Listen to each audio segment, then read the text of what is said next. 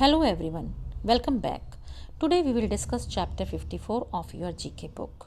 The name of the chapter is Analogies. Let us start the chapter. इस chapter में हम सबसे पहले पढ़ेंगे एनालॉजी किसे कहते हैं. तो एनालॉजी किसे कहते हैं? Analogy is a comparison and analogy is a comparison in which an idea or a thing is compared to another thing that is quite different from it. तो एनालॉजी की डेफिनेशन क्या है? ये एक तरह से कंपैरिजन है जिसमें हम किसी आइडिया या थिंग जो है उसको कंपेयर करते हैं किसी दूसरी चीज़ के साथ जो कि क्वाइट डिफरेंट होती है. तो इसका एम क्या है? What is the aim of analogy? Analogy का एम क्या है? It aims at explaining that idea or thing by comparing it to something that is familiar. तो मेन एम एनालॉजी का है हम किसी आइडिया को या चीज़ को एक्सप्लेन करना, उसको कंपेयर करके उस चीज़ के साथ कंपेयर करके जिसके हम फैमिलियर हैं, मीन्स जिस चीज़ को हम जानते हैं उस चीज़ के साथ कंपेयर करके किसी आइडिया या थिंग को एक्सप्लेन करना, उसे हम क्या कहेंगे? एनालॉजी कहेंगे. तो मेटाफर्स और सिम्बली जो हैं वो एनालॉजी के टूल्स हैं. मीन्स मेटाफर्स और सिम्बली को यूज़ करते हुए हम एनालॉजी को एक्सप्लेन जो है वो कर सकते हैं. तो आगे हम देखते हैं हमने इस लेसन में करना क्या है. We have to choose the correct answers and also write in the given space. हमने इनमें से जो हमें ऑप्शंस दिए हुए हैं, फोर ऑप्शंस हमें दिए हुए हैं, इनमें से हमने करेक्ट ऑप्शन को चूज़ करना है, सिलेक्ट करना है और ये जो ब्लैंक हमें दिए हुए हैं यहाँ पे हमें फिल करना है. तो सबसे पहले हम देखते हैं कि फर्स्ट जो है फर्स्ट ब्लैंक में हम क्या ऑप्शन चूज़ करेंगे. तो इसमें हमने किस तरह से करना है? इसमें हमें कंपैरिजन दिया हुआ है, इस तरह से हमने देखना है. एस फायर दिया हुआ है, हमें लिखा हुआ वर्ड यहाँ पे, और एशेस दिए हुए हैं. तो यहाँ पे फायर है और ये एशेस है, और यहाँ पे हमें दिया हुआ है एक्सप्लोजन, और यहाँ पे ब्लैंक में हमने चूज़ करना है कि कौन सा वर्ड इन ऑप्शंस में से आएगा, यहाँ पे करेक्ट जो है वर्ड कौन सा होगा. तो इसके लिए हम किस तरह से कंपैरिजन करेंगे? हम इस तरह से करेंगे जैसे जब कभी फायर और एशेस का क्या रिलेशनशिप है. Just like fire is related to ashes, in the same way explosion is related to what, आपने ये बताना है. जैसे फायर जो है वो उसका रिलेशनशिप ऐश के साथ है.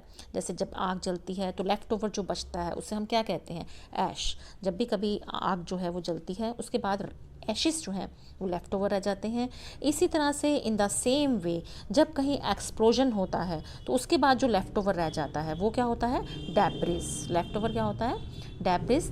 डेब्रिस का मतलब है जैसे हम हिंदी में मलबा भी कहते हैं. जब भी कोई एक्सप्लोजन होता है, मीन्स कोई चीज़ बिल्डिंग वगैरह अगर डिस्ट्रॉय होती है तो उसके बाद जो है क्या बच जाता है? मलबा. जैसे हम मलबा कहते हैं लेफ़्ट ओवर जो बिल्डिंग्स के छोटे छोटे पीसेस जो बच जाते हैं उसे हम हिंदी में मलबा कहते हैं और इंग्लिश में हम क्या कहते हैं?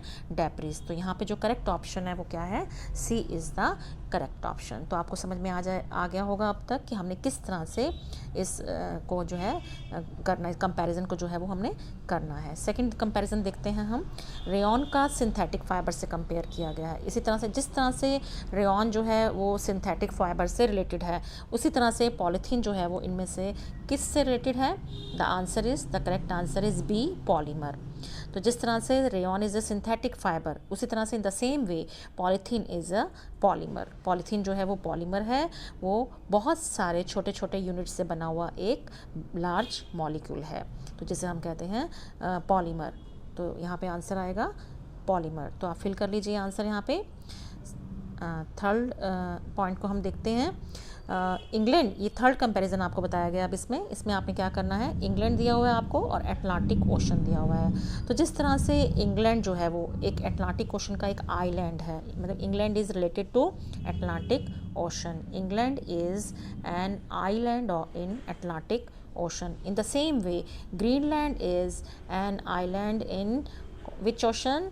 Arctic ocean. तो जिस तरह से इंग्लैंड जो है वो अटलांटिक ओशन में आइलैंड है, उसी तरह से ग्रीनलैंड जो है वो आर्कटिक ओशन में आइलैंड है. तो यहाँ पे आंसर आएगा सी आंसर को जो है आप करेक्ट कर लीजिए, Arctic ocean. Now fourth comparison हम देखते हैं किसको किससे कंपेयर किया गया यहाँ पे. तो फोर्थ कंपैरिजन में आप देखेंगे आपको बोट दिया हुआ है एंड ओर दिया हुआ है. जिस तरह से oar is related to boat, in the same way bicycle is related to, yes, B is the correct answer, pedal.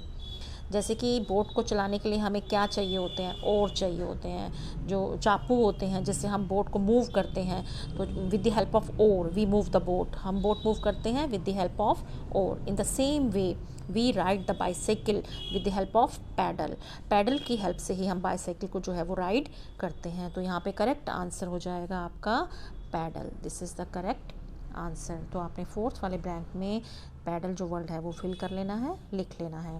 Next comparison हम यहाँ पे देखते हैं।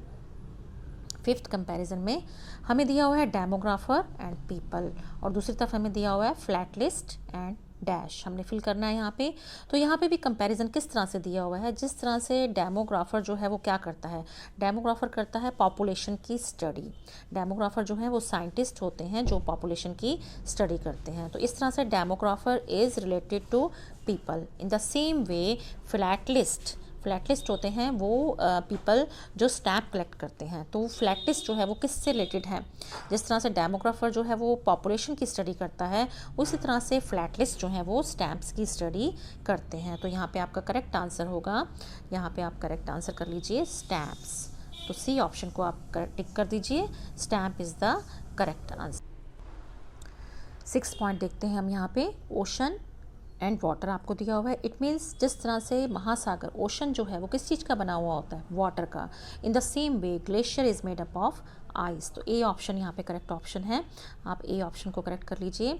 जैसे वाटर और ओशन का रिलेशनशिप है, उसी तरह से ग्लेशियर जो है वो किससे रिलेटेड है, आइस से। नेक्स्ट 7th पॉइंट हम करते हैं, फेस एक्सप्रेशन और हैंड। मीन्स एक्सप्रेशन जो है वो क्या है, that is the movement of face. In the same way hand की मूवमेंट को हम क्या कहेंगे यहाँ पे, gesture. A option is the correct option.